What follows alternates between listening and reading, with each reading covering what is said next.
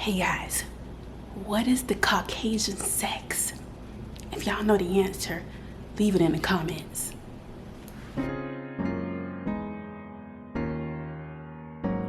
Hey guys, welcome back to my channel. My name is Sheree. If you're new here, thank you for clicking on this video today. And in today's video, we are discussing season 9, episode 7. I knew the episode today. Married at First Sight, Charlotte. So let's get started. All right, so guys, in this episode, a lot was going on. But basically, this is the friends and family episode. So everyone gets to meet one another's, either they're, well, not meet them, but get to see them. They get to mingle. Usually, you know, it's some type of social event where it's like a dinner or something where they just mix their friends and the families together. They usually come over, they go over there. So that's this episode. So we get to see that and some other interesting things happen. So let's get started with our couples. First up. All right, so Mr. Greg and Miss Dianna is up first. And so it is Greg's birthday. And Dianna was so sweet, like she was coming home from work and she brought him a cake, which I thought was very sweet, given that they've only known each other for 2 weeks. And she remembered that it was his birthday. So I thought that was very, you know, thoughtful of her. We get to see, she tells him that she has moved past comfortable. Basically what I got is she was ready for the, you know, vitamin D. Like, come get these draws. So, but she's kind of like, she's ready, but then she's trying to act all a certain way for the cameras. Girl, I see you. But she also revealed that, you know, there was a question about, you know, she hadn't been in a relationship for 10 years. And she revealed that she had situational ships, which is a new word we created recently in culture, where, you know, the relationships that she had weren't really relationships. They were basically just using each other for sex, and it wasn't officially a relationship. So she has, it wasn't like she hadn't been with anyone for 10 years and she just didn't see anyone. They just weren't real relationships, which is happening a lot nowadays. So, you know, I think it kind of allowed Greg to see into more of why she is the way she is. But you know, I was thinking about it. I was like, if she hadn't been in a relationship or hadn't talked to any guy for 10 years, then what? We're going to judge her because of that? Like, I don't think it's our place. You know, I mean, we could, you know, personally side-eye her or whatever, but why do we do that? Why, you know, maybe it's a decision where she's like, I'm just not going to be dating, and that's okay too. So I just wanted us to, you know, show a little grace to Dianna, because I like Dianna, I like Greg, I like them as a couple.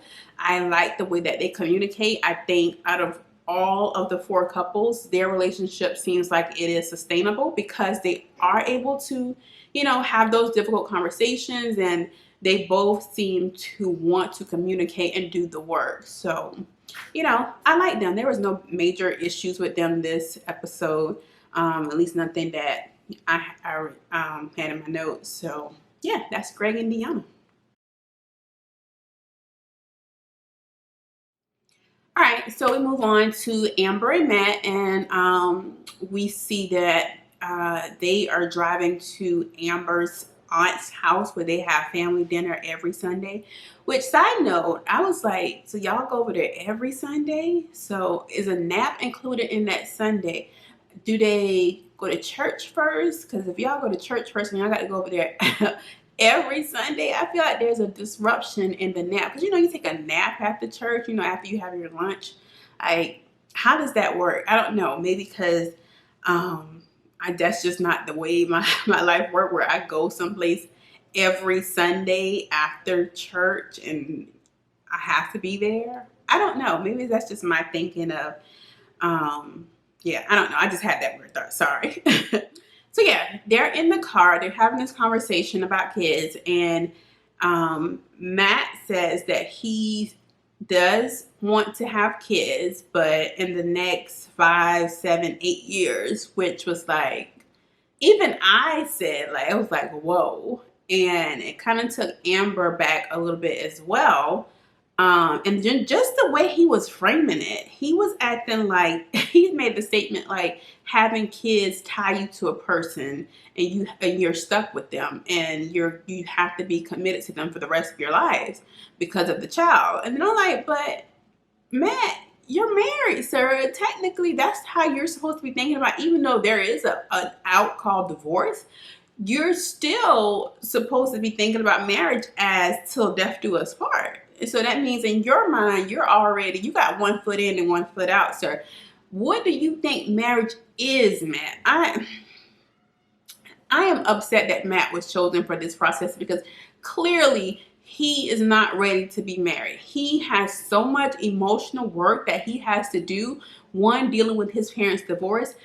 Two, dealing that he's not really settled anywhere and he still has this transient mindset. Why was he selected for the process? And I get it, like clearly, i.e. Elizabeth and Jamie, people be lying to the experts, but there should be so many things that not loopholes, were stages of evaluation in this process where you would catch things like this, and it just they still have a show. At the end of the day, this is still a show for entertainment, but it's also marriage. And so I don't see how he was selected for the process, but that's what he says. And then Amber is like, oh, I'll be 35 then.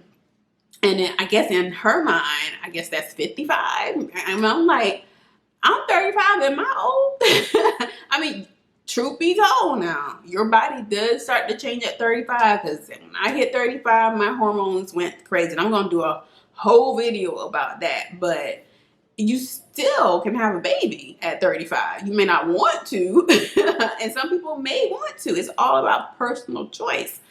But she just act like she was gonna be 55 when, he said 8 years. So I don't know.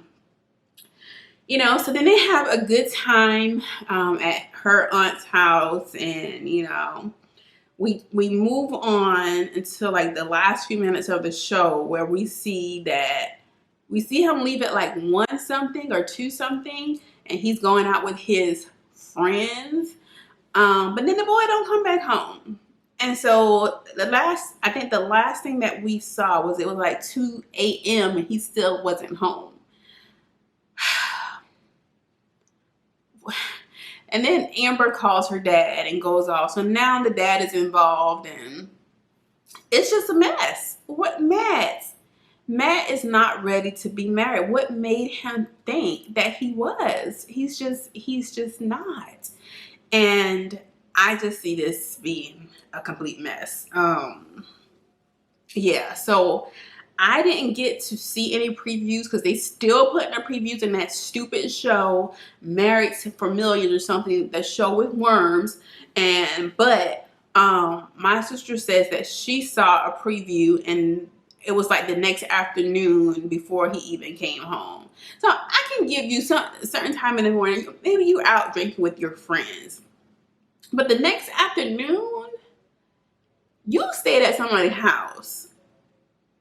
So I have lots of questions for you. And then you're married. And then the bad part is he's not responding to any of her communication. So he could be dead somewhere and she doesn't even know. Like, you have to communicate when you're in a relationship. And how do I know that when I haven't been in a relationship in a long time? But just off of it, not even sex relationships, but just relationship with my friends, relationships with anybody, you have to learn how to communicate, and people just don't know how to do that. So yeah, we'll see if Matt is found and how that plays out, I guess, next week.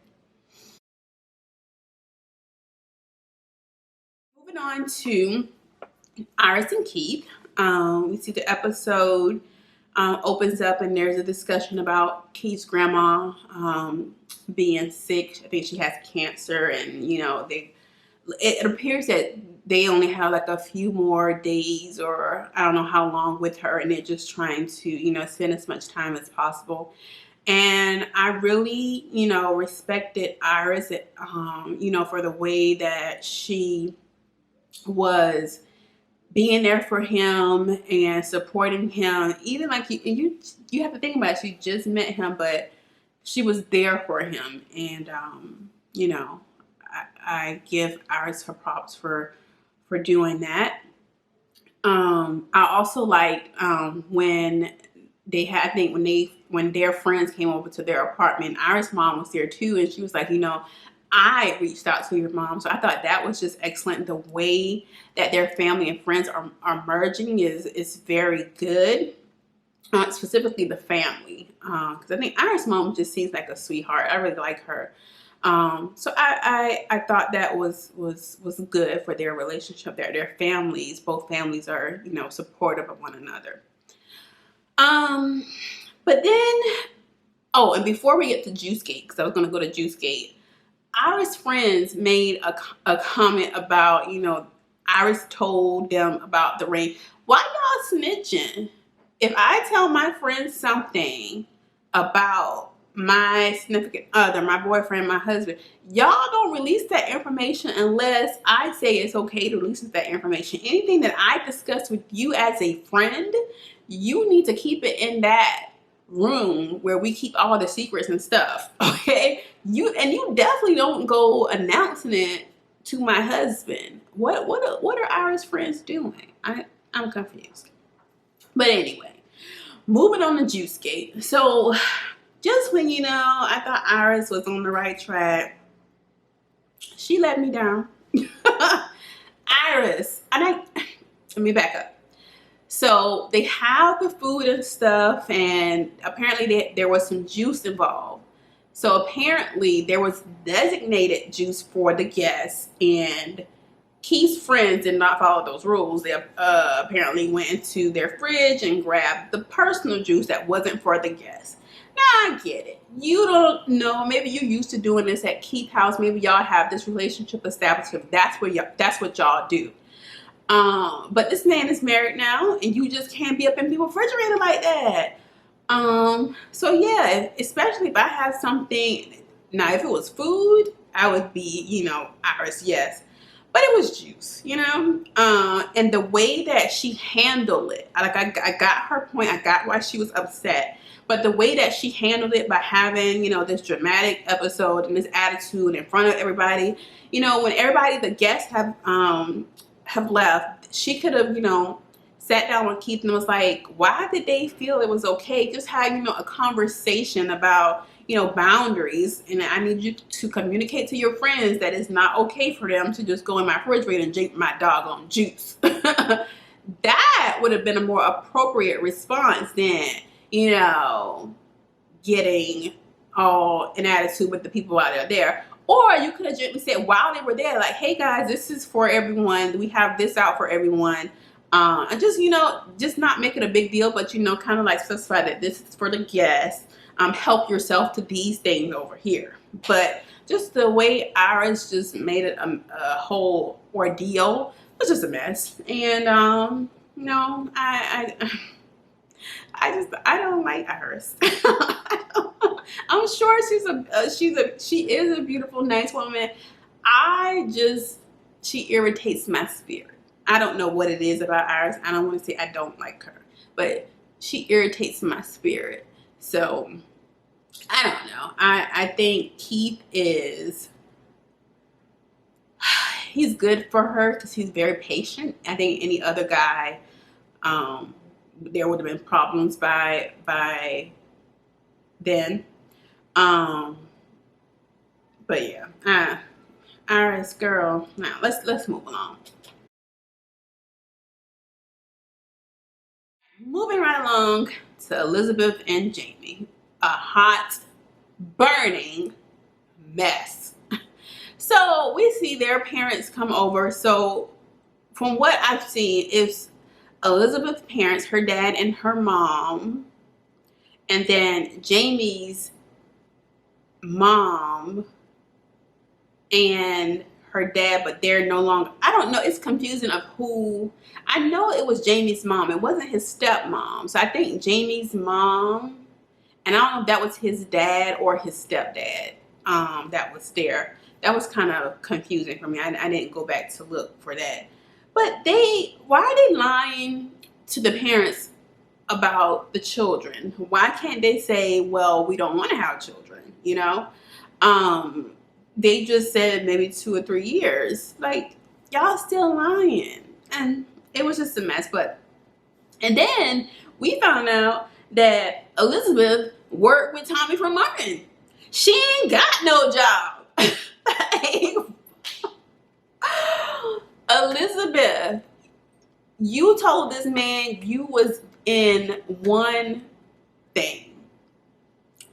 When it comes down to it, you haven't even started a job. You're on the payroll for your dad. Your dad just basically has you on a payroll, and you probably do a little, yang job around here and there for him to justify, if he feels like it, justifying having you on the payroll. But Elizabeth, you don't have a job. You don't have a job. And so this man is just finding this out.